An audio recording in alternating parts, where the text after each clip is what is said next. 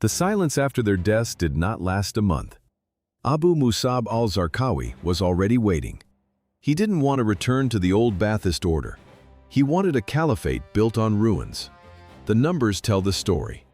In late 2003, insurgent attacks began to climb. By 2004, the graph turned vertical. Roadside bombs, sniper fire, suicide vests. Who was filling the void? Zarqawi, a militant from Jordan, took command of al-Qaeda in Iraq. He didn't just fight the Americans. He targeted Shia neighborhoods with car bombs to ignite a sectarian war. Through 2006 and 2007, this power vacuum turned into a meat grinder. 2 years after the brothers fell, the country didn't find democracy. It found a civil war. The Iraqi state collapsed too fast. The gap left by Uday and Qusay wasn't filled by officials, but by a mix of former intelligence officers and foreign jihadists. Pentagon officials defended the decision to show the bodies. They called it a military necessity. Human rights groups called it a violation of ethics. Media experts saw it as a new form of psychological warfare. But for Iraq, the debate was secondary to the carnage. Those images were the final period in a story that began in 1979. The sons died like insurgents in a ruined house. The father waited for a black robe and a gavel.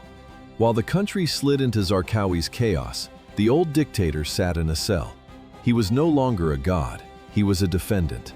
The brothers never saw a courtroom. No formal charges, no defense. Their story ended in the rubble of Mosul with a bullet. Saddam's path was different. In 2005, he stood before the Iraqi High Tribunal. The world watched. The specific case focused on Dujail, 1982. A failed assassination attempt led to a massacre. 148 Shia men and boys disappeared. Many were executed. Others died under torture. Saddam claimed he knew nothing. The court proved otherwise. The verdict was inevitable. Guilty of crimes against humanity. On December 30, 2006, they led him to the gallows. The rope ended the dynasty that began in 1979. He was executed by hanging on December 30, 2006. December 13, 2003. The hunt reached its dead end not in a palace, but in the dirt. Behind the hanging rope of 2006 lay a hole in the ground near Ad-Dor. 15 kilometers from his birthplace in Tikrit, Operation Red Dawn targeted 2 locations, Wolverine 1 and Wolverine 2. Elite U.S. soldiers from the 4th Infantry Division moved in total darkness. They weren't looking for a bunker, they were looking for a spider hole. What did the ultimate hiding place look like? A narrow vertical shaft. Bricks and mud covered the opening. A single plastic ventilation pipe poked out from the earth. That was it. No gold, no marble, no guards. Just a suffocating concrete box deep in the Iraqi soil. Soldiers cleared the debris and looked down. They found a man. He had a thick, unkempt beard and a disoriented stare. This was the Lion of Babylon. He had a Glock 17 pistol in his lap. He did not pull the trigger. He did not make a sound. The soldiers reached in and hauled him out like a common criminal. He looked tired. He looked old. The man who once commanded 1,000,000 bayonets couldn't even defend his own hole. Medical personnel performed an immediate exam. They checked his mouth. They took his DNA. The identity was confirmed within minutes. The collapse was total. The Special Security Organization was gone. The Republican Guard was a memory. The network Qusay had built with such cruelty had evaporated after his death in Mosul. Loyalists were either dead, captured, or selling secrets for American bounties.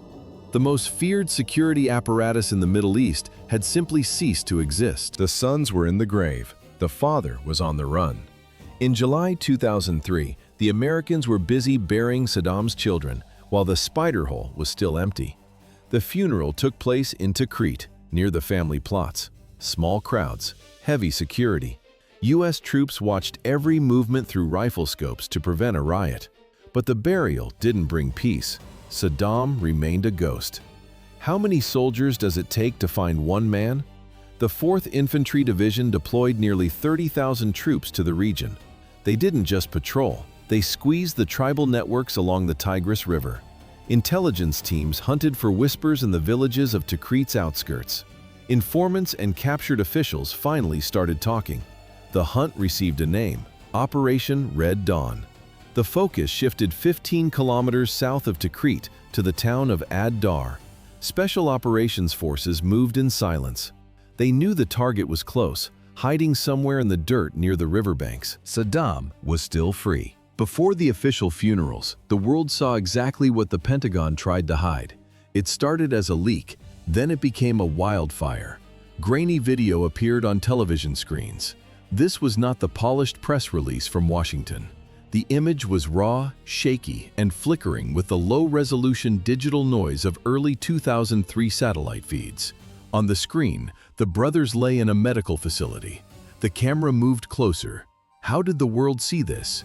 Pentagon officials denied any authorized release. They claimed only specific still photographs had clearance.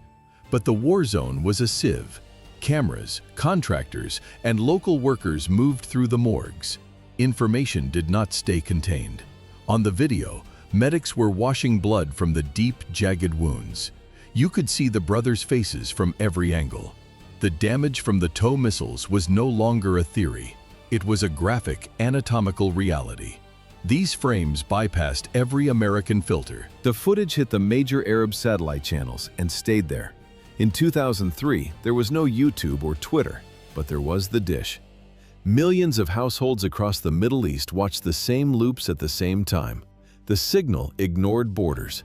It reached Jordan. It crossed into Syria. It saturated the Gulf states. The hunt ended in the dirt, but the media war was just beginning. Security stayed tight as the bodies of Uday and Qusay were finally moved to their hometown. They were buried near family graves in Tikrit, covered by a signal that reached every corner of the Arab world. Those grainy images split Iraq in two. One screen, two different worlds. In Baghdad, people crowded around shop windows. They stared at the glowing boxes. For families who lost sons to Uday's torture chambers, this was justice. Small celebrations broke out in the south. People cheered. The myth of the unstoppable brothers died on a satellite feed. Did the images go too far? Amnesty International thought so. The organization publicly questioned the move. They argued that displaying the dead violated basic human dignity. Even some United States officials grew quiet. They worried about the precedent. Showing bodies like trophies was a line they hadn't crossed before. The military didn't care about optics. They cared about the math. Commanders soon reported a drop in insurgent strikes across several regions. Two symbols of fear were gone. The psychological hammer had fallen. But the cost of that hammer was high. The siege of Mosul lasted 6 hours. Troops didn't just use rifles. They fired 10 TOW anti-tank missiles into a single residential house. Critics pointed to the rubble. They pointed to the death of 14-year-old Mustafa. The heavy fire had silenced the house, but it started a new wave of whispers. Why did the United States break its own rules on displaying the dead? To kill a myth, you have to show the body. The Pentagon waited only 48 hours. On July 24, 2003, the images hit the screens. This wasn't just news, it was a psychological strike. Specialists in Baghdad went to work first. They used wax and makeup to reconstruct the shattered faces. They cleaned the skin and straightened the features. The goal was recognition, not dignity. Even under the heavy cosmetic layers, the signs of the siege remained. Bullet holes, shrapnel scars. Were the brothers actually dead? The city lived on rumors of body doubles and escape tunnels. Washington needed a visual finish line. The timing was a matter of survival. On the streets, U.S. troops were already hitting roadside bombs. Ambushes were becoming a daily routine. Intelligence officers saw a pattern. The insurgents were waiting. They were looking for a sign that the inner circle still breathed. The Pentagon broadcast the photos from a briefing room in Baghdad to the entire world. They wanted to prove the regime was a corpse. They needed to crush the hope of every fighter still loyal to the brothers. The images went live exactly 2 days after the final shot. For decades, Saddam's family used body doubles to haunt public parades. It was a survival tactic. People in Baghdad and Mosul knew the theater of power all too well. When the news of the raid broke, the streets didn't offer belief. They offered skepticism. Why were the photographs suddenly a matter of national security? Because Iraq lived on rumors of ghosts. Whispers moved from Basra to Tikrit within hours. Some claimed the brothers escaped through tunnels. Others swore the Americans killed lookalikes. In a land shaped by state-run lies, the truth required more than a press release. It required a visual autopsy. Inside the halls of power in Washington and Baghdad, the debate turned clinical. Officials weighed the fallout. Islamic burial traditions demand immediate, respectful interment. Showing the dead violates every norm. They feared graphic images would ignite a new wave of rage. But the insurgency was already feeding on the silence. Resistance fighters claimed the brothers were alive. They promised Uday and Qusay were organizing the next strike from the shadows. Military leaders saw only one way to kill the myth. On July 24, 2003, the Pentagon authorized the release. The Pentagon knew words were not enough. Baghdad was a city of ghosts and body doubles. To kill the myth, they needed more than a press release. They needed the cold certainty of a laboratory. Rumors were so powerful that the military turned to DNA analysis. Could these be the legendary decoys? Uday was 39. Qusay was 37. Both were younger, more reckless versions of their father. Inside the ruins of the villa, the air smelled of cordite and copper. Technicians moved fast. Dental charts and DNA samples fought against the street rumors. They compared the remains to known family records. Facial recognition software mapped the damage from the TOW missiles. The process took 24 hours. Science confirmed what the bullets already had. One day after the siege, the White House received the final report. The administration officially announced the deaths. 10 in the morning, Mosul. 200 soldiers of the 101st Airborne surround a two-story villa. Inside are 4 people: Uday, Qusay, a bodyguard named Abdul Samad, and Qusay's 14-year-old son, Mustafa. What remained of the bodies? Anti-tank missiles left the answer in the rubble. The siege began with a command to surrender. It ended with a 6-hour massacre. When the first American units tried to breach the doors, automatic fire erupted from the windows. The men inside had turned the villa into a fortress. They knew the price on their heads. They chose to fight. The air filled with the smell of cordite and pulverized stone. Humvees opened up with machine guns. Soldiers launched grenades into the second floor. The resistance didn't stop. For 6 hours, the 4 men held off an entire battalion. Commanders lost patience. They brought in the heavy steel. A Bradley fighting vehicle moved into position.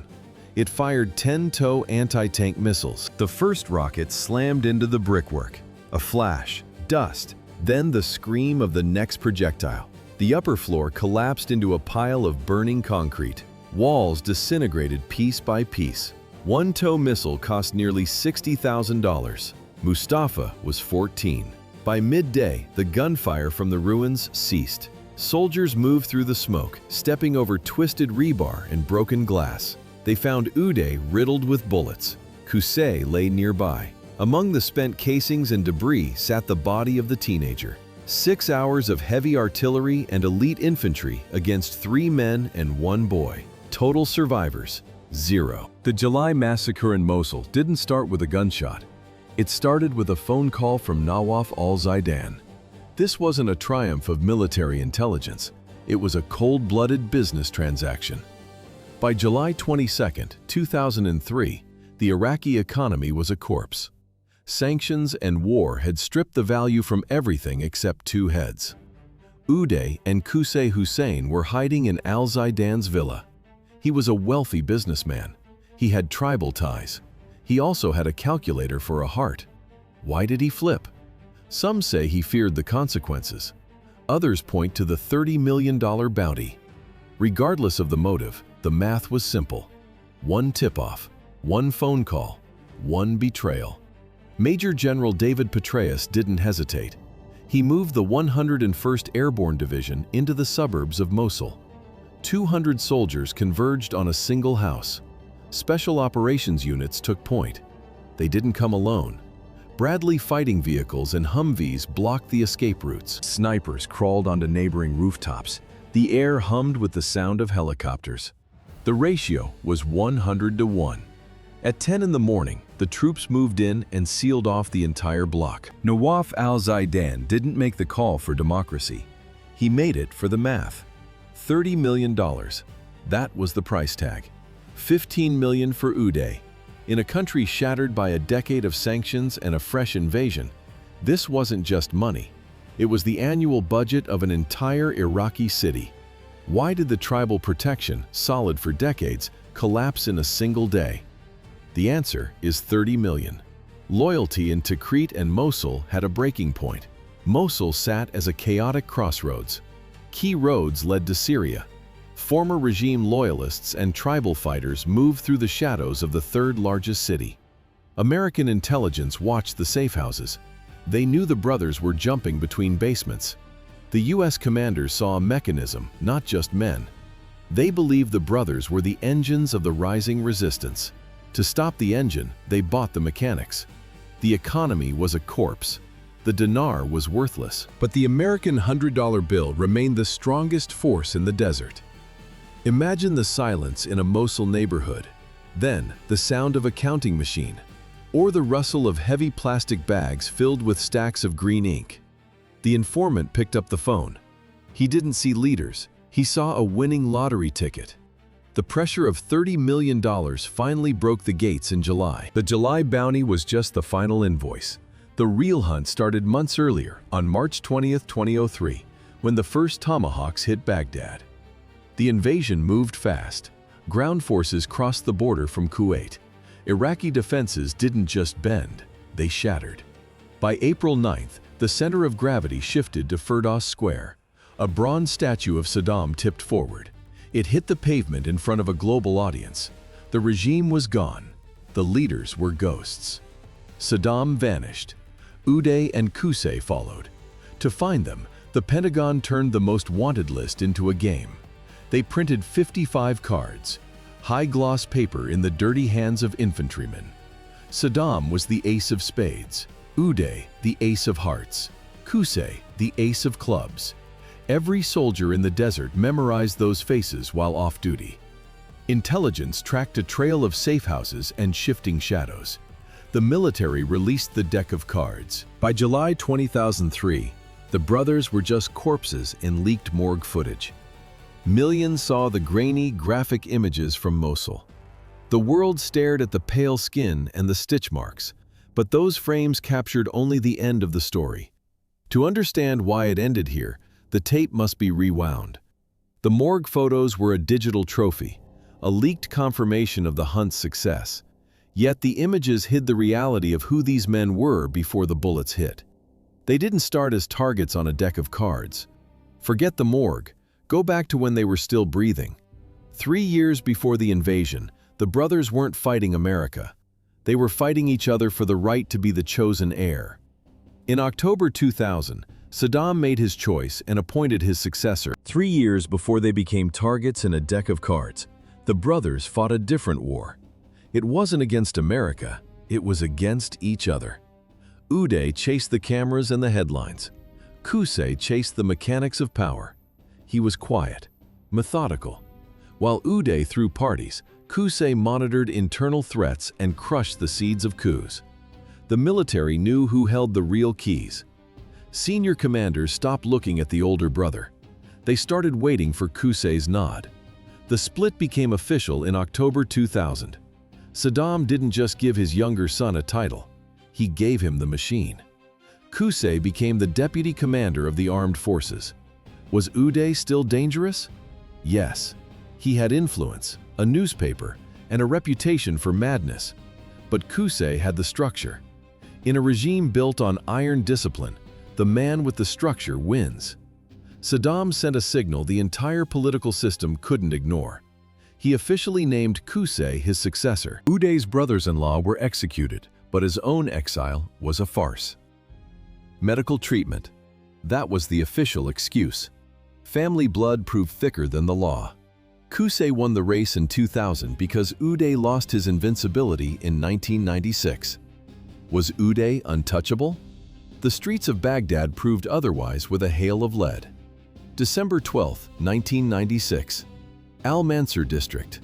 Uday's red Porsche 911 slowed down at an intersection. 8 attackers waited in the shadows. The ambush was surgical. Muzzle flashes lit up the interior of the car. Glass shattered. Metal tore into upholstery. The gunmen emptied their magazines and vanished into the humidity of the Iraqi night. Uday survived, but the golden boy was broken. 17 bullets hit his body. 1 lodged near his spine. Doctors in Baghdad and later specialists from France worked for months. They saved his life, but they couldn't save his pride. A heavy cane became his constant companion. The rhythmic thud of wood on marble floors echoed through the palace. Each step was a visible reminder of his failure. He walked with a permanent, dragging limp. Physical weakness became a political death sentence in a regime built on strength. He retreated into a fortress of paranoia. He took control of the Babel newspaper to scream his loyalty. He turned television and radio into his personal megaphone. In 1995, he had already built his own shadow army, the Fedayeen Saddam. The Fedayeen wore black uniforms and masks. They answered only to him. They operated outside the law, beheading enemies in the streets to prove Uday was still feared. The 1996 attack didn't soften him. It turned his suspicion into a predatory instinct. Trust vanished. His inner circle shrank to a handful of killers. 17 bullets remained the price of his survival. Uday's paranoia of the late 90s was forged in the fire of 1991. It was the moment the regime first wobbled. While Uday chased headlines, Qusay built a shadow. He avoided the spotlight. He moved into the elite military units. By the late 1980s, he owned the Republican Guard. This was Saddam's iron fist. How did he stay so quiet? He stayed inside the Special Security Organization. His job was simple: protect the father and watch the leadership for any sign of betrayal. Then came August 1990. Iraq invaded Kuwait. The world reacted. 30 countries joined the coalition. A massive air and ground campaign began in January 1991. It ended in February. Iraqi forces fled Kuwait in weeks. For the first time, Saddam looked breakable. Uprisings exploded. Shia groups rose in Basra and the Najaf. Kurdish forces seized the north. The mechanics of the purge were brutal. Helicopters hovered over southern cities. Smoke from burning oil wells blocked the sun. Tanks rolled into Basra. Qusay sat in the command center. He coordinated the response. Neighborhoods were shelled into dust. The Republican Guard didn't retreat. They hunted. Thousands were killed. 30 countries had failed to topple the regime, but the internal rebellion almost finished it. 25,000 people died in the suppression. While Qusay crushed cities with tanks, Uday waged a different war. He fought it at private parties in Baghdad. The contrast was lethal. Outside the palace walls, the United Nations counted calories for Iraqi children. Sanctions choked the country. Infrastructure crumbled. No clean water, no medicine, no electricity. Hundreds of thousands of children suffered from malnutrition. Ordinary families spent their lives in breadlines. Inside the presidential compounds, the tables groaned under the weight of luxury. Uday's brutality was not a product of the 90s. It was his nature. October 1988. A lavish party in Baghdad. Among the guests was Kamal Hana Jagao, Saddam's personal valet. Jagao had committed a fatal error in Uday's eyes. He had introduced Saddam to Samira Shabandar, the woman who became the leader's second wife. Uday saw it as a betrayal of his mother. He didn't call for guards. He didn't wait for a trial. Uday grabbed a club and beat Jagao to death in front of the horrified elite. The inner circle froze. Saddam reacted with a brief show of justice. He sent his son to prison, then to Switzerland for medical treatment. It was a farce. Family ties outweighed the law. Uday returned to Iraq soon after. He walked free while the valet remained in the ground. This brutality wasn't a sudden flare-up in 1988. During the 1980s, the brothers turned violence into a daily profession. How did they learn to break men? On the soccer fields of Baghdad. Uday took the lead. He was loud, aggressive, and obsessed with fast cars. By his teens, he was already a sadist. Qusay was different. He stayed silent. He watched. He learned how power worked behind closed doors while the Iran-Iraq war burned through the nation's youth. Between 1980 and 1988, hundreds of thousands died at the front. The economy collapsed. Saddam needed absolute domestic fear to survive. Family loyalty became the only currency that mattered.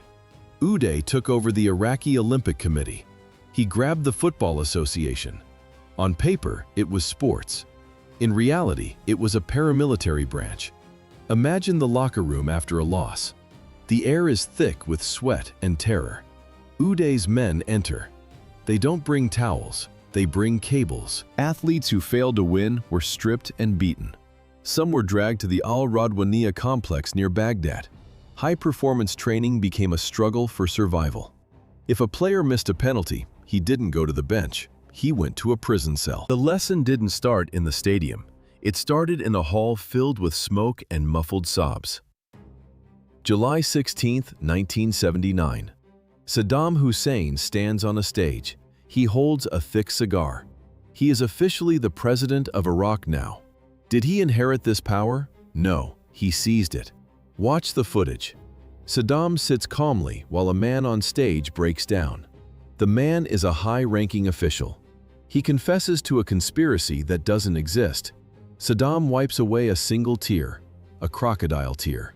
Then he begins to read names. 68 names. One by one, the traitors stand up. Guards lead them out of the room. Those left behind start to cheer. They scream their loyalty to keep their heads. Outside, the executions begin. Uday was 15. Qusay was 13. This was their father's masterclass in statecraft. Uday entered the world in 1964. Qusay followed in 1966. They didn't grow up in a country, they grew up in a fortress. Palaces in Baghdad. Heavily guarded compounds in Tikrit. Security was the only air they breathed. They saw the mechanics of the Baath Party from the inside. Intelligence officers were their nannies. Armed guards were their playmates. They learned two things early. Loyalty is bought. Enemies disappear. In Saddam's Iraq, fear was the only currency. It wasn't a side effect of his rule. It was the foundation. The boys watched as their father turned torture into a bureaucratic process. They were the zero patience of a national trauma. The sons were not born monsters. They were manufactured in the silence of 1979.